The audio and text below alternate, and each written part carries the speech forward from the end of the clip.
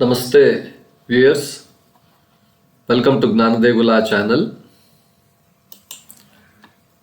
Today we will go through the Vaishnava subsects. There are many subsects. Among that, the three are most important, are most being followed. One is called as the Pancharātra. This was an early Vaishnavite tradition focusing on ritual and temple worship. The next one is called as Bhagavata Sampradaya or Bhagavata tradition. This is a devotion centric worship of Lord Vishnu or Krishna, forms of Vishnu or Dashavatara, forms, all forms of Vishnu. Then the third one is a Yadava sect. It's more typically a tribal deity. Let us go through each of them in detail, and then how these subsects have influenced, and then how they have been presently they have been followed by groups. But before we go to the details, I request you to please like, share, and then subscribe to my channel. Now, this Pancharatra, it's a very early tradition. This Pancharatra Āgama, Pancharatra Āgama and Pancharatra Parampara, it's most influential Vaishnavite schools. It is revolving around the ritual and temple worship as its central practices. The origins are ancient, this Pancharatra Āgama. With the roots of this Pancharatra Āgama is Vedic and post-Vedic periods also. Much before that Vedas, this it was present. So the whatever that is to be done, the doctrines, the principles are codified in the Pancharatra Āgamas. There are large number of sacred texts that provide very detailed, how a deity is to be worshipped, how a deity is to be carved, what are all the things that are to be, what are the shapes and things that are to be followed in carving a deity or like this. Then construction of temple. You keep the idol in the temple, the correct dimension, how it is to be, how a temple is to be constructed, all those things are provided in this Pancharatra. And the spiritual practice also, how a deity is to be installed, how it is to be, how the puja, how they have to be, a daily pujas, monthly pujas, weekly, all those kinds of special pujas, all these things, how they are to be performed. All these things have been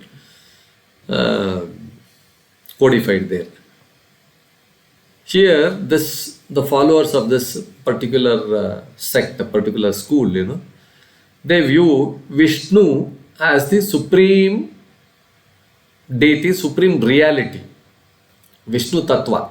Vishnu Tattva, it is the supreme reality. And it emphasizes the manifestations or the appearances or the avatars of Vishnu in 5 forms, 5 manifestations. One is Para. Para is the transcendent form. Then you have the second one called as Vyuha. Vyuha is emanations for cosmic functions. How it is emanated.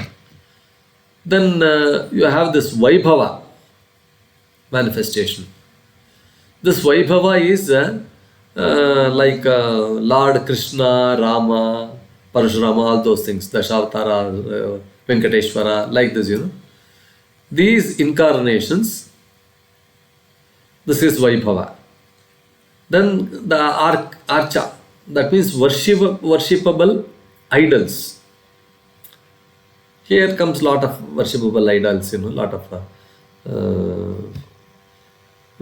for example, Venkateshwara, like this, and so many like this, they come. And the last one is called as Antaryamin. Antaryami means inner consciousness. He is there in us. This is another way of manifestation. So the Pancharatra rituals are very elaborate, detailed in their form, and in the worshipping forms are very elaborate, and they emphasize devotion, that is Bhakti Marga, that is the most important. Of course, Bhakti Marga is also with the knowledge, Gnana and Karma. So only Bhakti may not be this thing. Bhakti with Gnana and then Karma. Bhakti, Gnana, Karma, like this. The use of sacred mantras, purification rites, and offerings to the deity. So all these things, that detailed way of performing all this puja and all those things, it creates a kind of, you get immersed in the spiritual experience. You are totally drenched in the spiritual experience. Of course, there is one school of theological view, very rarely discussed, that Vishnu's grace accessed through sincere devotion and very perfect rituals, performing rituals, it is indispensable for liberation. If one has to gain moksha, he has to definitely, if one has to get the Vishnu's grace, it can be got only through sincere devotion, sincere bhakti, and very meticulous rituals are to be performed. So the Pancharatra tradition also, it developed the concept of temple-centric worship. People should go to temple, worship deities. They have to visit temples, particularly or regularly, and all those kinds of things. So it all laid the foundation for the iconic Vishnu temples. Lot of temples were built where they would each village, each city, each area, province would have a great temple, which remained central to Hindu devotional life, Vishnu temples. So this is about Pancharatra. Now let us move on to this Bhagavata tradition. This is another tradition, This is, you can call it as a heartfelt devotion to Vishnu, heartfelt devotion to Krishna. So from bottom of the heart, it comes from there. The tradition represents devotional movement, bhakti movement to Vishnu. And it is particularly Vishnu in the form of Krishna and Rama, more particularly Rama and Krishna, of course. So this has got the roots in the teachings of Bhagavata Purana. This Bhagavata Purana glorifies Krishna's child play, Krishna's divine play, which is called as Leela, Krishna Leela, his cosmic role, what is his role in the cosmos, and his very close relationship with devotees. Whoever, with bhakti, he connects to those devotees. The devotees can very immediately connect with very quickly they can connect with the Krishna. intimate relationship. You can see stories like this, many stories like this, many incidences also. Unlike the structured rituals in the Pancharātra, where it is very specific and then very meticulous, Bhagavata tradition, it it emphasizes the emotional connection between a devotee and the deity. The more of love, the more of bhakti towards the deity, particularly Krishna. This is transcending formal worship. This is something different. You need not perform anything. You just live your way of life, but then you have an intense bhakti. You have an intense love towards the God. That is sufficient for you to connect with that. So now, a very distinctively different aspect of this Bhagavata tradition is its focus. It's focused on Krishna's life and teachings. Now, this particularly his childhood exploits in Vrindavana, how he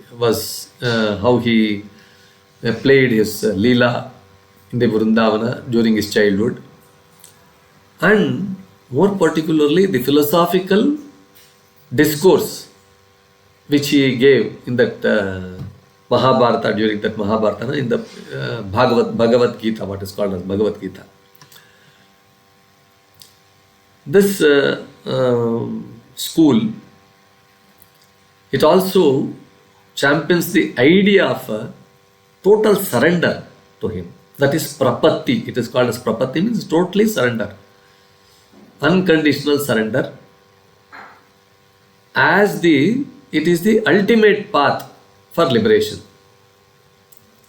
Here the devotee entirely surrenders his ego, desires, attachments, whatever it is there, at the feet of Lord Vishnu or Krishna. This is the speciality of this. Some of this tradition include its portrayal of a divine love, that is prema, as the highest spiritual state. Like, all Gopikastris, they just showed their affection, love towards Lord Krishna, and they were all liberated from their samsara. This divine love as the highest spiritual state. Here, the devotees yearning for Krishna. They are always intensely, they desire. They kaya, vacha, manasa, everywhere, every time their focus is on Krishna. So it reflects like a mirror the soul's longing for union with the Supreme. It's always like there. Its narratives have inspired not only this philosophical aspect, art, music, dance forums, so many things are there. In art, you find sculptures, pictures everywhere in temples depicting the Lord Krishna's, all his younger days and all his Leela. And lot of dance forums, Bharatanatyam, Kuchipudi, so many, and they have there. Kathak, dance forums, and music also. Particularly the southern music, what we call this Carnatic music. Every song is totally dedicated to the philosophical aspect. Particularly the Dasa Shreshtas like Purandara Dasa, Kanaka Dasa, they all praise this divine form of Lord Vishnu. And then Tyagaraja, they all praise all the musical compositions are in praise of Lord. So this aspect also, it symbolizes the aesthetic richness of this devotional path. See, not only you find this philosophical aspect, this is through day-to-day living also. In everyday living also, you can just venerate Krishna. You can just like be in total devotion to Krishna, total devotion to Vishnu through your art, through your music, through your dance, all this through your bhajans, all these kinds of things. So now the next one was called as Yadava sect. Yadava means it's a tribal root of Krishna's worship. Yadavas are a community in which even Lord Krishna was born, Yadavas. This represents an early and a totally different, unique strand of Vaishnavism that worships Krishna as a tribal deity. It is deeply connected to his origins in the Vrishni clan. Vrishni, it's a clan, a subgroup of the Yadavas. Unlike the cosmopolitan nature and philosophical approaches of Pancharātra or Bhagavata traditions, the Yadava sects reflects a more rustic and earthy devotion. It is rooted in the pastoral and tribal lifestyles of Krishna's early worshippers. This particular sect emphasizes Krishna's role as a protector of the marginalized people during those days, perhaps a savior of cows and a warrior who upheld dharma for his people. This is how it is looked at. Their rituals, they are very often incorporated elements of some folk traditions, like folk traditions, which include music, which include dance, and some kind of storytelling in the form of songs, in the form of conversation, in the form of dramas, all these kinds of things, storytelling. The sect's contribution to democratizing spirituality by portraying Krishna as an accessible and relatable deity who champions the cause of the common folk. This is the rare phenomenon of this. It's a kind of democratic, the spirituality is democratized. Anybody can just approach deity. There's no question of you. There's no hierarchy. There is no differentiation. There's nothing like that. Anybody they can. Common folk can reach God without much, with just in your own way, in your own rustic way, in your own. Only thing is purity of heart and then love towards that particular Krishna is required. So this is a kind of a localized worship practice, and this has left a very great mark, this indelible mark on the broader Vaishnavite traditions. It's a very broader Vaishnavite traditions, bridging the divine with the human in very profound ways, in a very simple and then rustic way. So viewers, each of these Vaishnavite subsects highlights unique approaches to worshipping Vishnu and Krishna, offering diverse pathways to spiritual connection and liberation, and they contribute richly to the fabric of Hindu religious thought and culture also. Viewers, with this we will conclude this Pancharātra, the ritualistic paths to worship, Bhagavata tradition, and the Yadava sects, the difference of this Vaishnava subsects. Mainly there are so many other also, but these three were the important. So we thought we will discuss these things here in this video. So I hope the video was quite interesting and then informative. As a mark of your having listened to this video, I request you to please give your thumbs up and then like, share, and then subscribe to my channel. Thank you, viewers, for for your valuable time.